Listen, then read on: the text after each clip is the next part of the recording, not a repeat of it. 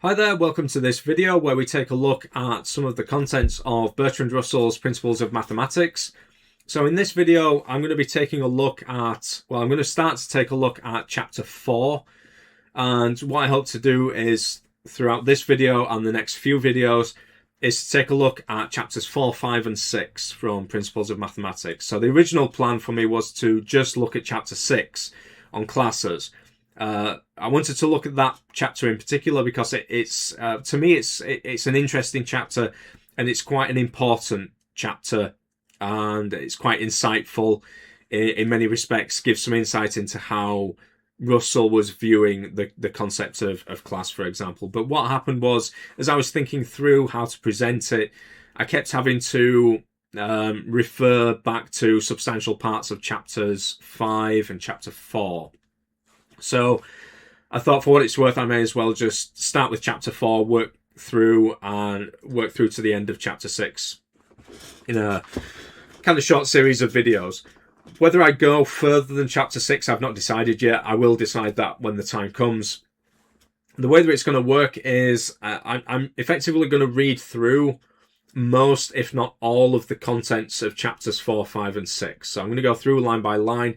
I can't guarantee that it's going to be absolutely every line, but I'm going to try to go through pretty systematically, and I'm going to be stopping every now and again to give some of my personal interpretations and insights into what I think Russell is trying to say at a given time in Principles of Mathematics. So the key word there, I guess, is interpretation, my personal interpretations.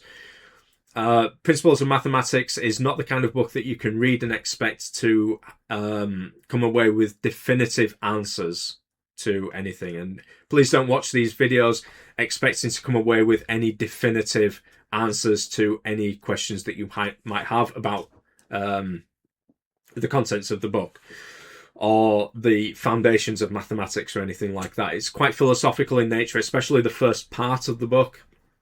Quite philosophical in nature, and therefore it can be quite kind of subjective from time to time. There's also certain limitations as to how much we're able to interpret what Russell means. So it's not that he didn't write clearly, although the book is a bit of a muddle from time to time, and it's quite difficult to follow. But philosophical ideas are often quite difficult, I guess, to express fully 100% accurately in words. If it might be impossible in some cases. So as far as I can see, as far as I'm concerned, the only person who ever understood Principles of Mathematics as it was intended to be understood and interpreted was Russell himself. And for the rest of us, we've got to make do with interpretation to the best of our ability. So that's what I'm trying to do with these videos as I go through these sections. So I'm going to be going through in quite a lot of detail. I'm going to be reading through some paragraphs. There might not be much for me to say. Other paragraphs I'm going to be stopping off and making some quite lengthy comments. This is not meant to be a 5-minute summary of Principles of Mathematics. So if you don't like long format videos, it's going to be quite slow paced. It's certainly not a video that I'm making for popular consumption. If you don't like lengthy videos and detailed explanations, things like that, don't watch this video. If you're wanting a 5-minute summary of Principles of Mathematics, then I suggest that you try to find another video that's going to help you with that. Although I would venture to say that it's going to be pretty much impossible for anybody to summarize Principles of Mathematics in 5 minutes or 10 minutes or even an hour, to be honest with you. It's such a detailed book. There's so much involved with it. It's the title might suggest that it's some kind of book on elementary mathematics or something like that, and it's no such thing. This is a very difficult book, in my opinion, to follow. It might be because my background is not in philosophy. It might also be that maybe I'm just not intelligent enough to properly understand it.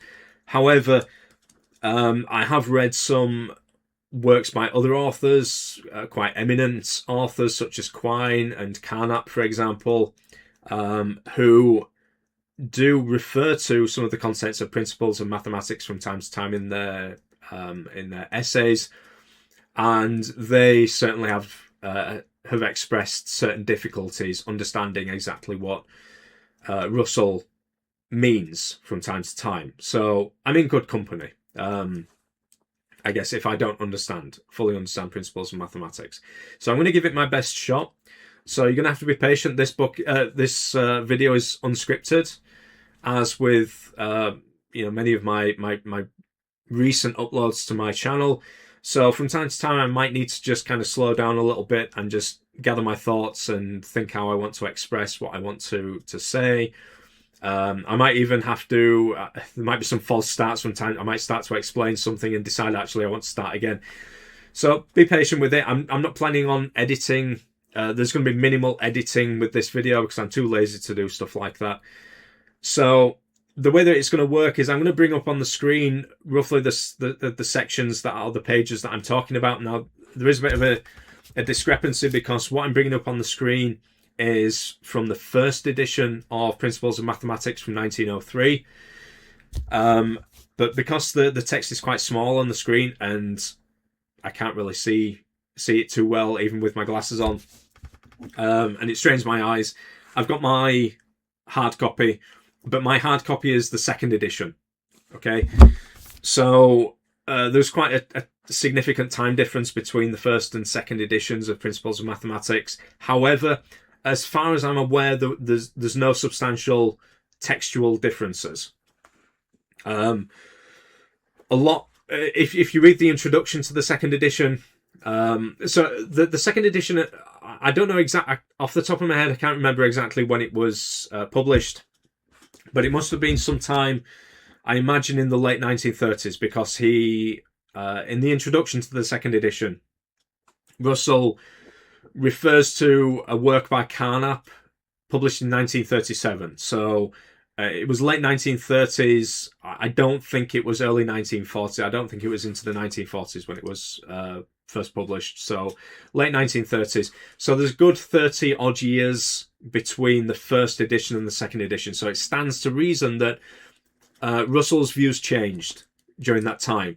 In that time, Principia Mathematica was published. There was the whole Wittgenstein era, so a lot changed. Russell kind of fell out with mathematics and started to look at other fields of work during this time. So a lot of his ideas changed, and he does kind of allude to this in the introduction to the second edition, which I should have done, but I didn't read before I started this video, so I can't remember exactly what it says, but he does dissent from some of his views. Now, I'm not aiming to subject the contents of this book to critical analysis in these videos. All I'm aiming to do is to give my interpretation, my personal interpretation, and to try to understand Russell's views, present Russell as it is, the Principles of Mathematics as it is, and to understand his views as they were at the time of writing Principles of Mathematics. So this was published in 1903, so we're talking about first few years of the 20th century. So some of his ideas, this is one of the early iterations of his ideas on the logical foundations of mathematics. No doubt that there is some of the ideas that he expresses will probably seem quite naive to somebody who's much more knowledgeable about philosophy, and particularly these areas of philosophy that are under discussion here. I'm not interested in criticizing his work at this stage, at least not too much. So what I'm aiming to do is just to get a thorough enough understanding of his work, and then further down the line, when I feel that I've got that understanding, then I might be in a position, I might feel that I'm in a position to give some sort of critical analysis. Okay, so I fully accept that there are some things that he's going to express in these pages that for those who know about this kind of stuff, they might recoil in horror at what he's saying because it seems so naive.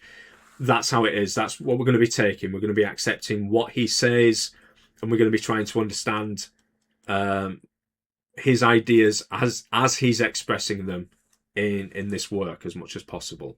Okay, so let's get started then. So there might be some paragraphs as I'm reading through. There might be some paragraphs where I don't say very much, and then other paragraphs where I make some quite lengthy comments. Okay, so it's going to take as long as it takes to get through this stuff. I will stop this video when I feel that I've said enough. I usually like my videos to last, an hour, give or take.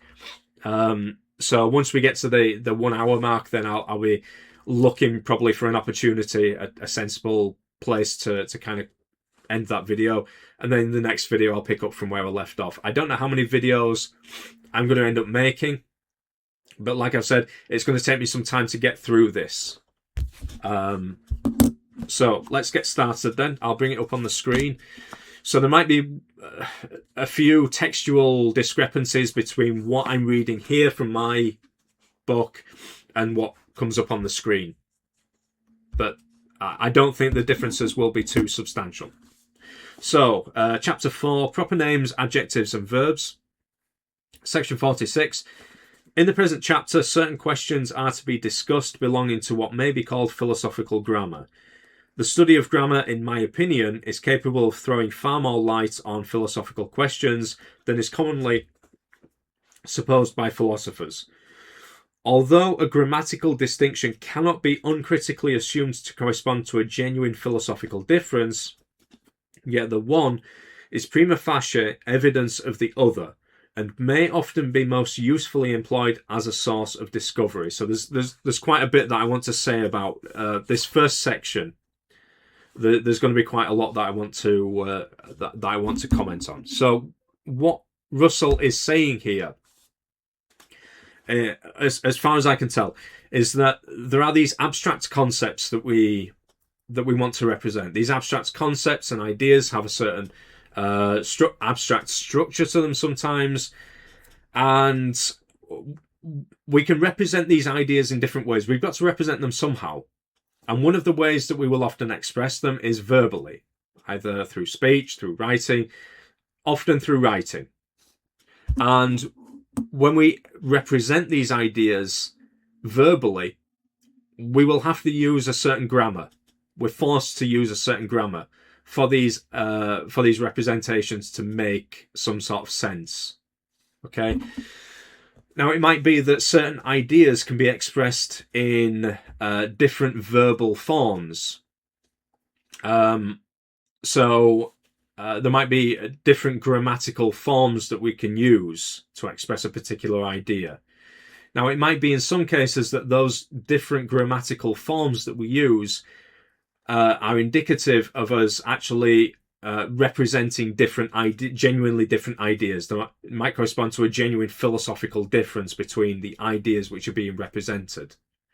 In other cases, it might be that we're using different grammatical forms, but actually we're expressing the same idea.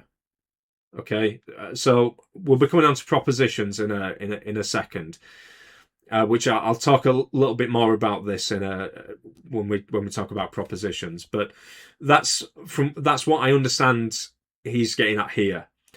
So we can try to analyze these ideas that we want to analyze. We can do it in kind of an indirect way by analyzing the verbal representations of these ideas, propositions, for example.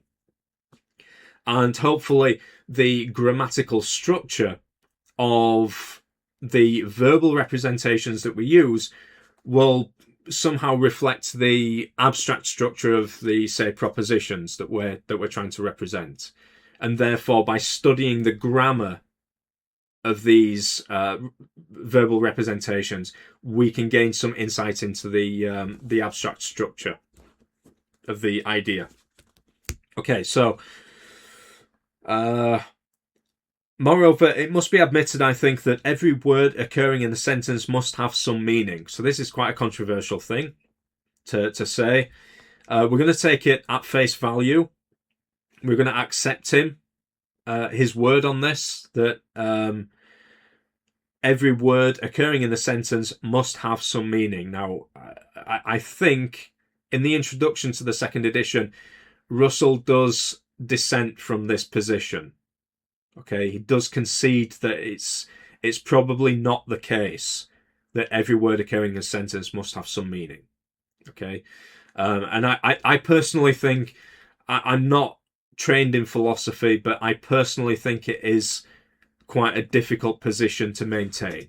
And that's just my naive opinion on that. I'm sure there are plenty of people that know much more about philosophy and things like that, and the relationship between words and meaning and things like that. Maybe they will agree that it's kind of a difficult position to maintain. Nevertheless, that's what we're going to be taking forward with us. So Russell goes on to say, a perfectly meaningless sound could not be employed in the more or less fixed way in which language employs words. The correctness of our philosophical analysis of a proposition may therefore be usefully checked by the exercise of assigning the meaning of each word in the sentence expressing the proposition. So in other words, it's going back again to what I was just saying a few minutes ago.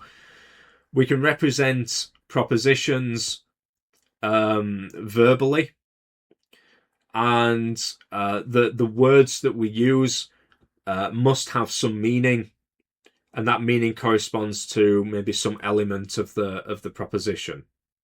Okay. So what does Russell mean by proposition here? So I'll try to, I don't know for definite, but I'll try to explain to the best of my ability. So again, Russell's views changed dramatically throughout his career, and his views on propositions, the nature of propositions, did change also, and it can be quite difficult. I've read a few of Russell's works. It can be quite difficult sometimes to keep track of what he thought about certain things and when he thought that, because he does change quite dramatically from time to time. So at some point in his career, and maybe about this time, Russell's view was that there are facts. Okay, so it's the world. It's almost Wittgensteinian. The world consists of facts. Okay, so you read the Wittgenstein's Tractatus. The world consists of facts. So Russell, I don't know whether Wittgenstein was influenced by Russell in this respect, or Russell by Wittgenstein, or whatever. But Russell saw the world as consisting of these facts, and to each fact there corresponded two propositions: a true proposition and a false proposition. So this may have changed during his career. So don't think that this is what he thought. That this was what he rigidly thought throughout his career. This is just one perspective that I know he had at some point in his career. So there's the fact, and then there's two propositions: a true proposition and a false proposition corresponding to that fact. And so the propositions are kind of these abstract objects, okay, and they've got their own abstract structure to them, and we can represent them in various ways. As I've said earlier, verbally, we could draw pictures, we could write, whatever. Okay, there's all different ways that we can express these propositions. So when we write a sentence, this is just a representation of the proposition and not the proposition itself. Okay, and I think it's important really to recognize that there is a distinction. We come to think maybe as sentences as propositions, but propositions are much more abstract ideas, and the sentences that we write are effectively mere representations. And it might be that there is more than one way to represent a single proposition. Okay, It might be that we're able to express the same proposition using different words. Okay, so again, a grammatical difference doesn't necessarily correspond to a philosophical difference. Okay, so of the parts, did I get to? I can't remember where I got up to now. On the whole, grammar seems to me to bring us much nearer to a correct logic than the current opinions of philosophers. Sorry if I'm repeating myself here. I can't remember where I got up to. And in what follows, grammar, though not our master, will yet be taken as our guide. Of the parts of speech, 3 are specially important: substantives, adjectives, and verbs. These are not mutually exclusive categories. We'll see. In fact, the next sentence. Among substantives, some are derived from adjectives or verbs, as humanity from human or sequence from follows. I'm not speaking of an etymological derivation, but of a logical one. So more will be said on this as we proceed. I'm not going to jump too far ahead, because this is something that he goes into more detail in later in the chapter. But important to acknowledge that substantives, adjectives, and verbs are not necessarily mutually exclusive categories. Okay, we can have adjectives that, in some contexts, will play a role as a genuine adjective. In other situations, they will play the role of a substantive. Okay, so we'll talk about that later. So others, such as proper names or space, time, and matter, are not derivative, but appear primarily as substantives. What we wish to obtain is a classification not of words, but of ideas. I shall therefore call adjectives or predicates all notions which are capable of being such, even in a form in which grammar would call them substantives. So what he's saying here is that some words, if we want to decide whether a word is an adjective or not, we see whether there are any situations where it is used as an adjective. If there are instances where a word is used as an adjective, it is an adjective. Okay. It may occur in other instances as a substantive, but if it is used in any context in the role of adjective, it is an adjective. And there are words that are substantives that are not adjectives because they're never used and cannot be used in the role of adjective in any context. Okay. So the fact is, as we shall see, that human and humanity denote precisely the same concept. So we'll be talking about concepts in section 48. So we'll get onto that. These words being employed respectively according to the kind of relation in which this concept stands to the other constituents of a proposition in which it occurs. Okay, so we've got human.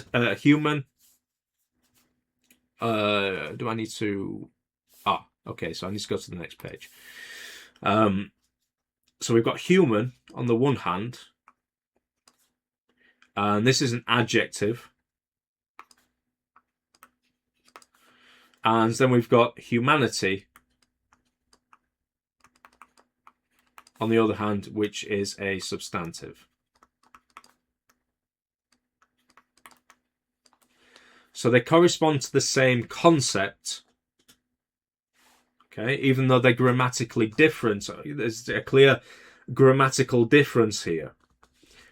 Human, humanity. But that doesn't correspond to a different philosophical distinction, to a philosophical distinction. They both represent the same concept. But because of the fact that we have to use a certain grammar when we express these ideas, when we want to use human as an adjective, we will use human. When we want to use human as a substantive, we will use humanity. Okay. So, so different, we will use different grammatical forms often to express different relations. So again, more of this will be said later in the chapter. He goes on to say the distinction which we require is not identical with the grammatical distinction between substantive and adjective, since one single concept may, according to circumstances, be either substantive or adjective. It is the distinction between proper and general names that we require, or rather between the objects indicated by such names. In every proposition, as we saw in chapter 3, we may make an analysis into something asserted and something about which the assertion is made. I did a few years ago. I made a video on principles of mathematics where I went through the first 5 chapters. It was a fairly basic video, and I haven't reviewed the contents of that video before making this video, so I can't remember exactly what I said. But it may or may not be worth going back and having a look at that video. But what he says in chapter 3 is that if we take a simple case, the simplest case that we can choose is a proposition in the subject predicate form. So we could say something like A is red. So we can analyze this proposition into subject A and assertion is red. Okay, the assertion contains a verb and a predicate. Okay, so that's one that because of the simplicity of this of the form of this proposition, there's only one analysis that we can make, and this is how Bertrand Russell analyzes propositions. Again, it's just there may be counter arguments that can be given here. There might be all sorts of questions that you can raise, all sorts of issues. We're not going to address those at this stage. I don't deny that those issues may exist, but it's not. I'm not dealing with them right now. Now, it might be that in some cases we've got a proposition which contains more than one subject, effectively, more than one substantive, or there might be more than one term that we could choose as the subject. So this is something that he deals with later on, but I'll just touch on it here. So A is greater than B. Okay, so there's two things that we can choose here as the subject, A or B. So we can choose A as the subject and is greater than B as the assertion, which is something that is said about A. And on the other hand, we've got B, which is the subject, and A is greater than is the assertion which is made about B. So it might be that there's more than, depending on the complexity of the proposition, there may be more than one analysis that we can make. Okay. So what he goes on to say is that a proper name, when it occurs in a proposition, is always, at least according to one of the possible ways of analysis, where there are several, the subject that the proposition or some subordinate constituent proposition is about, and not what is said about the subject. Okay, so what he's saying here is that given a particular proposition, there's going to be a set of possible analyses of that proposition according to the method of analysis, the technique of analysis that he describes in chapter 3, which I've just kind of outlined here. And if what does he say? If it occurs in a proposition, is always so. If we go down the list of our analyses, and okay, I'm speaking in a kind of a metaphorical sense, but imagine going down the list of analyses. If there is one analysis, at least one analysis of that proposition, where a certain word occurs as the subject is analysed into, so it's the subject, then that is a proper name. Okay? A proper name, when it occurs in the proposition, is always, at least according to one of the possible ways of analysis. So we're going down our list of analyses, where there are several, as we've seen here. A is greater than B. There's several possible analyses. The subject that the proposition or some subordinate constituent proposition is about, and not what is said about the subject. Adjectives and verbs, on the other hand, are capable of occurring in propositions in which they cannot be regarded as subjects, but only as parts of the assertion. So again, we go down our list of analyses of the proposition, and if there are any, so we're assuming that we've got a fully comprehensive list of all possible analyses. If there are any words that never occur as subject according to any of the analyses, then that is a verb or an adjective. That word is a verb or an adjective. Now, it might be that there are other propositions where that, what we've classified as a verb or an adjective, does occur as a subject. So all we're looking for is one proposition, a single proposition, where we go down the list of analyses of that one proposition, and the word that we're interested in doesn't occur anywhere as subject. It may occur as subject in the analysis of another proposition, but there is at least one proposition where none of the analyses have that word that we're interested in as the subject.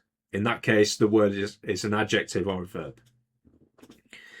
Where did I get to? Adjectives are distinguished by the capacity for denoting, a term which I intend to use in a technical sense to be discussed in chapter 5. Okay, so I'll be going through that in detail. It's a very important aspect of Russell's view on classes, and it's the reason really why I've chosen to start with chapter 4, to go through chapters 4, 5, and 6, as opposed to just chapter 6, because it relies so much on chapter 5, on an understanding of the contents of chapter 5. Verbs are distinguished by a special kind of connection, exceedingly hard to define, with truth and falsehood, in virtue of which they distinguish an asserted proposition from an unasserted one. Example, Caesar died, from the death of Caesar. These distinctions must now be amplified, and I shall begin with the distinction between general and proper names. Okay, so verbs, these are going to play a very important role in the analysis of propositions later in this chapter. So I'll maybe touch on it briefly here. We'll be going through it in more detail when I get to it later in the chapter. But verbs play a particularly important role, according to Russell, in propositions. They are something that effectively provide the unity of a proposition. And what he shows is that once a proposition is analysed into its components, so a component is it's used in a kind of informal, vague kind of sense, but just means kind of parts. So we split a proposition, we analyse it into its components. Once we do that, there seems to be something lost. We can't seem to reconstitute, just given the components of a proposition, we can't necessarily reconstitute the original proposition from the components. And what he assigns this to is something to do with the verb. So there's two ways that a verb can be used, according to Russell. One is in the context or in the role of an actual verb. So we see here Caesar died. The died is an actual verb there. Or in the role of a verbal noun, the death of Caesar. And the distinction here is that these two, Caesar died and the death of Caesar, are very similar, if not identical, in very many respects. But Caesar died is a proposition, and it contains effectively its truth. Okay, if it's an asserted proposition, it contains its truth, and it's the verb that it's the verb that's being used in the role as an actual verb that contains that truth. Okay, this is just Bertrand Russell's view. I'm not saying that it's right or wrong. But the death of Caesar, this is an unasserted proposition. And the switch from verb being used as a verb to verb being used as a verbal noun, the unasserted proposition kind of it loses its truth. It doesn't contain its truth anymore. But the death of Caesar can be used as a subject now. Well, Caesar died could be used as a subject. He does point this out actually, that there are some all sorts of difficulties involved with the viewpoint that he adopts. So it's quite difficult to understand in many respects. I'll say more about it when we come to it. But that's just to give a bit of an insight, bit of heads up as to where things might be going further down the line. Okay, so section 47 then. Philosophy is familiar with a certain set of distinctions, all more or less equivalent. I mean, the distinctions of subject and predicate, substance and attribute, substantive and adjective, this and what. I wish now to point out briefly what appears to me to be the truth concerning these cognate distinctions. So that's quite important for me. That line there, that sentence, I wish now to point out briefly what appears to me to be the truth concerning these cognate distinctions. So he's conceding there that this is just what he believes is the truth. He's not being so, he's not being arrogant about it and saying, this is how it is. You must accept my view. He's saying, this is what I think. Okay, I'm going to present what I think, and then basically you make your own mind up, effectively. The subject is important since the issues between monism and monadism, between idealism and empiricism, and between those who maintain and those who deny that all truth is concerned with what exists, all depend in whole or in part upon the theory we adopt in regard to the present question. But the subject is treated here only because it is essential to any doctrine of number or of the nature of the variable.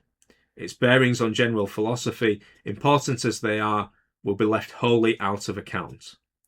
And now we come on to, I consider this an important paragraph. So, whatever may be an object of thought, or may occur in any true or false proposition, or can be counted as one, I call a term. This then is the widest word in the philosophical vocabulary. I shall use as synonymous with it the words unit, individual, and entity. The first two emphasize the fact that every term is one, while the third is derived from the fact that every term has being, i.e. is in some sense. So we've got this word term, which he actually openly admits is the widest word in the philosophical vocabulary. Okay, so importantly, a term is anything that may be an object of thought. Anything that we can think of is a term. Whether it exists in this or that sense is beside the point. If it can be thought, it is a term. Or if it can occur in any true or false proposition, or can be counted as one. And he gives a few kind of words that he's going to use synonymously with term. And Russell often does this. He uses different words depending on what he wants to emphasize. So he uses the word unit and individual to emphasize the oneness of terms. Okay. So this is maybe an indication when Russell uses particular words, he may be using those words to emphasize a particular aspect or a particular facet of that notion. Okay, so rather than using the word term, which is maybe kind of neutral, he might use the word unit when he really wants to emphasize that it's a term, but he wants to emphasize its oneness. Similarly, using the word entity to emphasize that the term has being in some sense, as he says. I'm not saying that he sticks slavishly to this usage, but it may be an indication when he uses these words that he's wanting to emphasize something. And this, he doesn't just do this with terms; he does this with other terminology as well. It can be a little bit difficult sometimes to keep up with the terminology that he uses, but it can be quite useful sometimes to figure out what he's trying to emphasize. So what he says then is that a man, a moment, a number, a class, a relation, a chimera, or anything else that can be mentioned is sure to be a term, and to deny that such and such a thing is a term must always be false. Again, anything that can be that is an object of thought is a term. Anything that can occur in a true or false proposition or be counted as one is a term. Okay, so it might perhaps be thought that a word of such extreme generality could not be of any great use. Such a view, however, owing to certain widespread philosophical doctrines, would be erroneous. A term is, in fact, possessed of all the properties commonly assigned to substances or substantives. Every term, to begin with, is a logical subject. It is, for example, the subject of the proposition that itself is one. Again, every term is immutable and indestructible. What a term is, it is, and no change can be conceived in it which would not destroy its identity and make it another term. Okay, so terms don't change their nature. A term is what it is, and it's fixed. Okay, you change. If you were to somehow alter, if you were able to alter the properties of a term, then it would become another term. Okay, so it's not possible, according to this doctrine. It's not possible to alter the properties of a term. Okay, to alter the properties of a term would really, I guess, just be a figure of speech, a metaphor for, rather than pointing towards that term, you're now pointing towards that term, which has some kind of relationship to the original term, but has some difference. Okay, so it's not a change that's been made in the original term. It's you're changing your, rather than fixating your attention on this term, you're now fixating your attention on that term, which has such and such a difference. Okay. Another mark which belongs to terms is numerical identity with themselves and numerical diversity from all other terms. So, whereabouts are we on? Oh, okay. Let me go to the next page. So, numerical diversity. So I'm going to start with numerical diversity and explain what I think Russell's view of numerical diversity is, and then relate this to numerical identity. Okay, so the way that I understand it is that diversity means difference. Okay, different.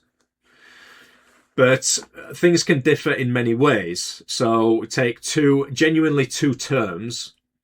They may differ in all sorts of ways. Right? Different pairs of terms will differ in different ways. But there is a kind of a minimum in which two terms can differ, in that they are two terms as opposed to one. This is the absolute minimum difference as far as I can see.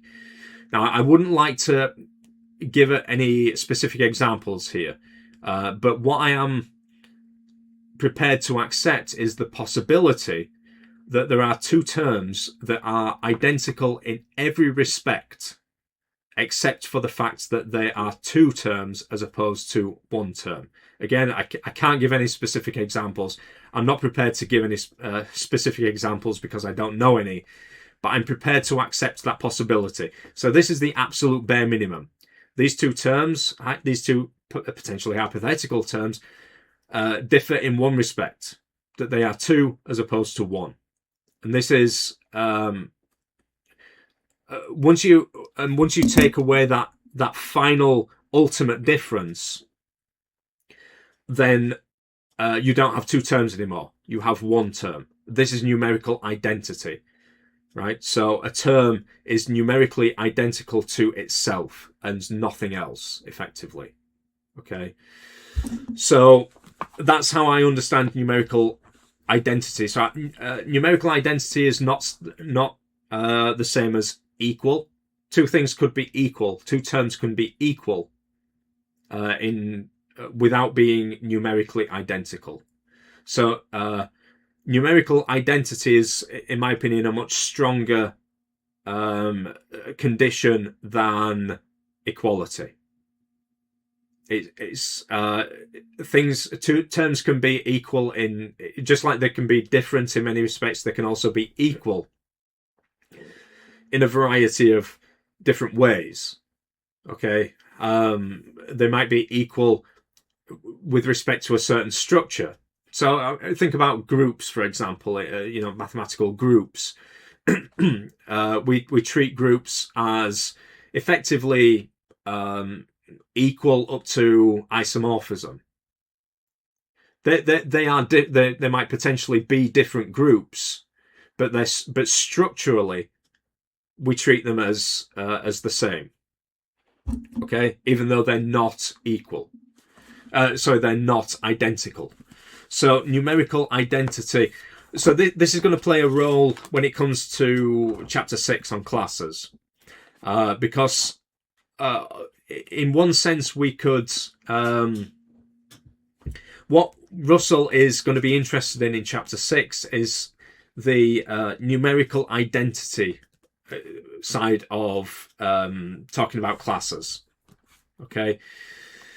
If we just deal with kind of symbolic representations of classes, we might be able to talk about classes in such and such a way where we only really need to worry about equality of classes, as opposed to numerical identity. And this is going to have certain implications when it comes to how Russell considers the concept of class. There are certain things that you can do when you are treating classes in a purely symbolic way using some kind of calculus, that when you're trying to get to the philosophical truth of the matter, you can't look at classes in that way.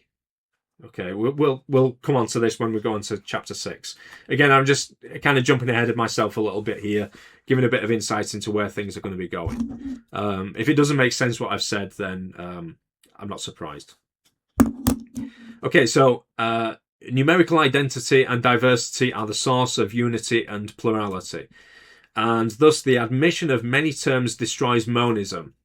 Okay, so in other words, the way that I read this is that so monism is, again, I'm not a philosopher, but my understanding of monism is that that implies that there is effectively one term. Okay, there is one, that's it, so to speak. So it wouldn't make any sense if we were accepting the philosophy of the monistic philosophy to talk about terms, because there is only one term. It wouldn't even be worth giving it a name. Term, it is just one thing, right? So by using this word term, there's kind of an implicit suggestion that there's more than one term, and therefore it goes against this monistic philosophy, right? By introducing this word term, there is this implication there that there is actually more than one term. Otherwise, why introduce the term in this new word in the first place? That's the way that I see it, anyway. That's the way that I read it. And it seems undeniable that every constituent of every proposition can be counted as one, and that no proposition contains less than two constituents. Term is, therefore, a useful word, since it marks dissent from various philosophies, as well as because in many statements we wish to speak of any term or some term. So this is those any term, some term, are examples of denoting concepts, which are going to be spoken about in much more detail in the next chapter. So, how are we doing for time? 50 minutes already. So, section 48. Among terms, it is possible to distinguish two kinds, which I shall call respectively things and concepts. So these are not... Things and concepts are not to be taken as meaning that we that substantives that we are kind of equating things with substantives and concepts with adjectives and verbs. As we've seen, adjectives and verbs can be substantives.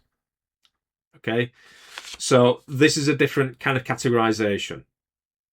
So we're splitting terms into things and concepts, but things are not to be equated with substantives. Some substantives are not things. As we see, the former, as he goes on to say, the former are the terms indicated by proper names. The latter, those indicated by all other words. Okay, so some substantives are proper names, others are not. Right, so those that are proper names are the things, are the things, but those that are not proper names come under the fall into the category of concepts. Okay. Here, proper names are to be understood in a somewhat wider sense than is usual, and things also are to be understood as embracing all particular points and instance, and many other entities not commonly called things. Among concepts, again, two kinds at least must be distinguished, namely those indicated by adjectives and those indicated by verbs. Okay, this is going to be an important. This is going to be important further down the line. So,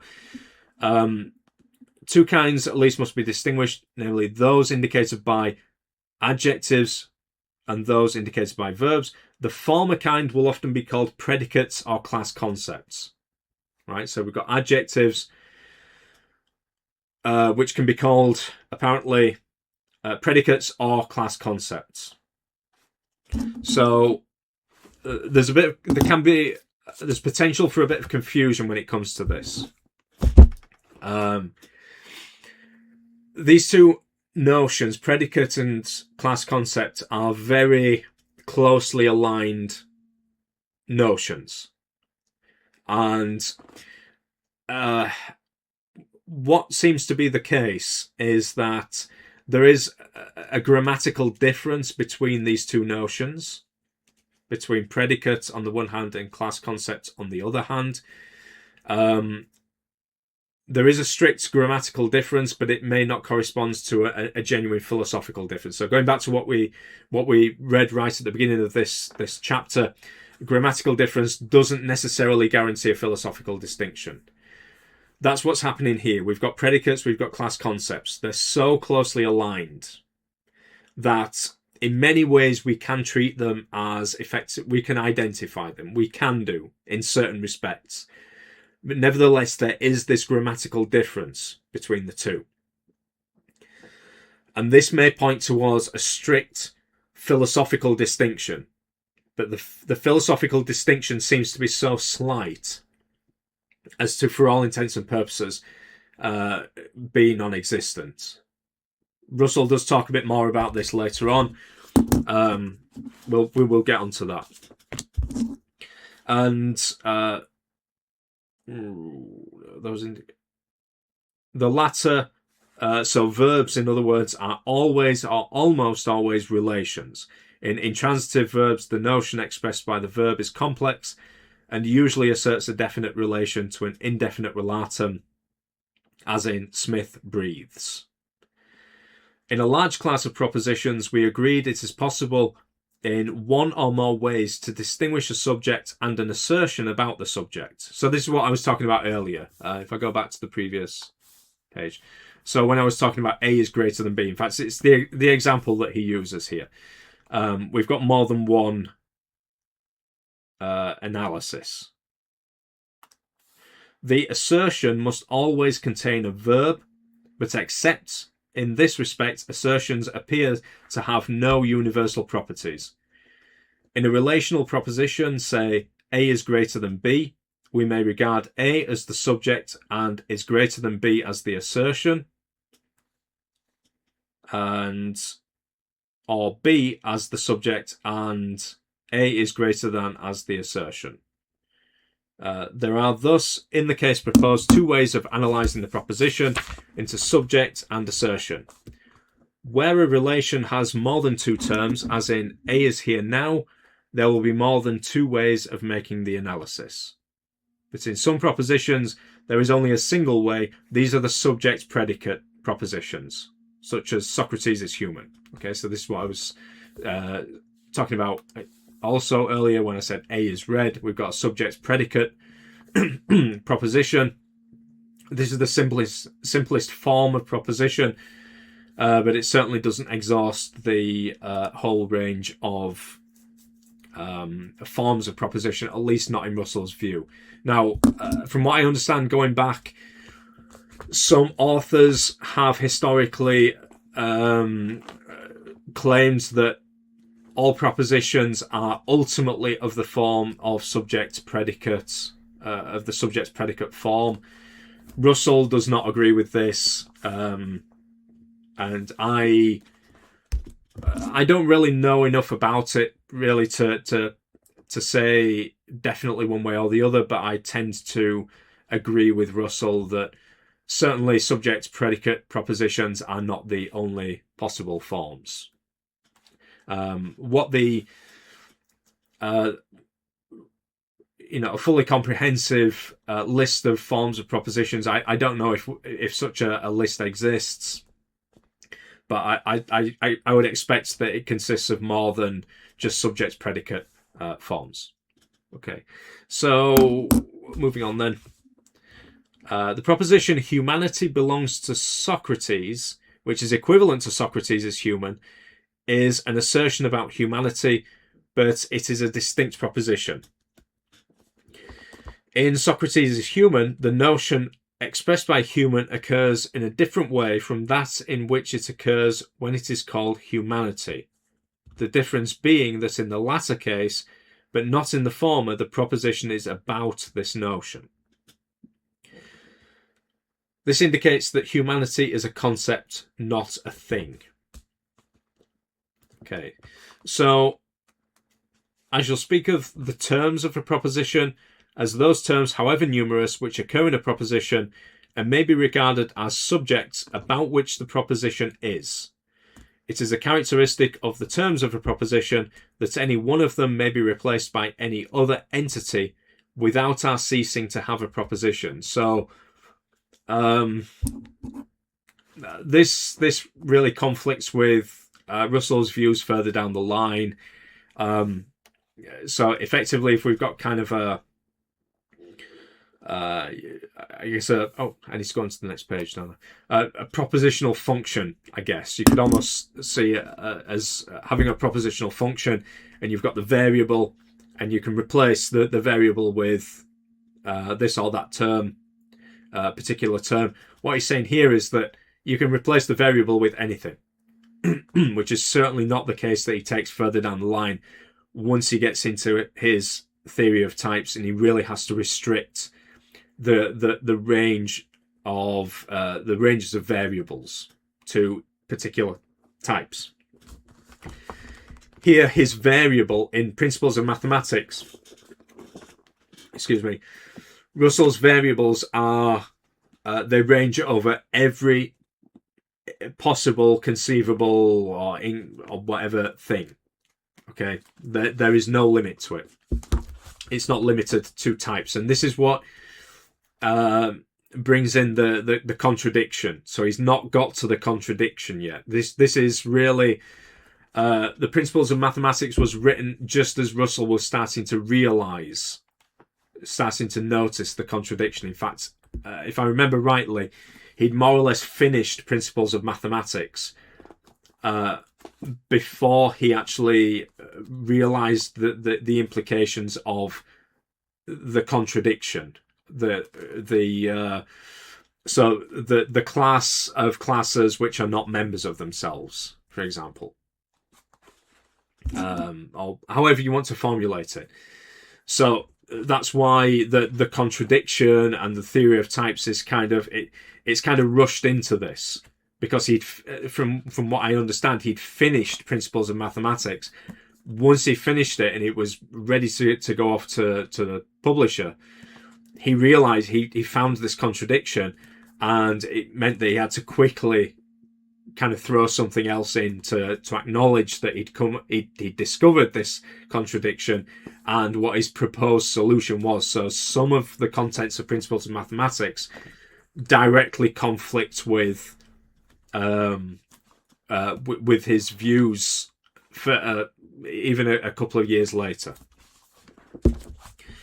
Okay, so we've got this unbounded variable then. Where am I? Thus we shall say that Socrates is human is a proposition having only one term. Of the remaining components of the proposition, one is the verb, the other is a predicate. With the sense which is has in this proposition, we no longer have a proposition at all if we replace human by something other than a predicate. Okay. So predicates then are concepts other than verbs which occur in propositions having only one term or subject. Okay, so this is how we can distinguish predicates from other categories of words. Socrates is a thing because Socrates can never occur otherwise than as a term in a proposition. Socrates is not capable of that curious twofold use which is involved in human and humanity. Points, instants, bits of matter, particular states of mind, and particular existence generally are things in the above sense, and so are many terms which do not exist. For example, the points in a non-Euclidean space and the pseudo-existence of a novel. All classes, it would seem, as numbers, men, spaces, etc., when taken as single terms, are things, but this is a point for chapter 6. So classes, we're going through in more detail in chapter 6. Classes can be viewed in certain respects as one thing or many. They can be viewed as one or many, because a class is typically, although not always, it consists of many terms.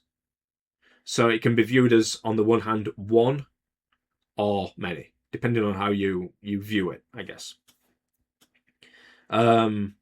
So things do not have to exist for them still to be terms or things in this sense. Okay, they've got to have beingness. They've got to be in some sense, as he says in chapter 40, in section 47. But being is distinct from existence. Something can have being. It may be an abstract thought, but it may not have the privilege of existence. Predicates are distinguished from other terms by a number of very interesting properties, chief among which is their connection with what I shall call denoting, very important in the next chapter. One predicate always gives rise to a host of cognate notions. Thus, in addition to human and humanity, which only differ grammatically, remember in section 46 we were told that human and humanity denote precisely the same concept. So there's a grammatical difference, but they denote the same concept, which we have. So in addition to human and humanity, which only differ grammatically, we have man, a man, some man, any man, every man, all men. So just for as a bit of a heads up for what's going to be coming up in chapter 5, man here would be called a class concept. So it would be the class concept, or a class concept, that is kind of derived from the predicate human. Okay. A man, some man, any man, every man, all men. These are what are called denoting concepts. and they're derived also from this predicate human. All of which appear to be genuinely distinct from one another, and we'll see in chapter 5 how Russell has come to this conclusion that they are all genuinely distinct from one another. The study of these various notions is absolutely vital to any philosophy of mathematics, and it is on account of them that the theory of predicates is important. Okay, so I think I'm going to wrap up this video there. I didn't get anywhere near as far as I expected to get, to be honest with you. But this is what I was saying right at the start of this video. I'm not planning on racing through this. I'm going to take my time with it. There's a lot to get through, and as far as I'm concerned, either people watch this video or they don't. You know, I'm quite happy to give my insights, provide my insights, and if they're of benefit to anybody, then so be it. If not, then too bad. Okay, so it would be great if you could consider hitting the like button for this video, subscribing to the channel, leaving a nice positive comment in the comments section. So we're up to section 49, which in the next video I will continue. I will kick off with section 49. So that's just about it for this video. Any questions that you have, please feel free to ask. And thank you for watching if you made it this far, and I will look forward to seeing you in the next video.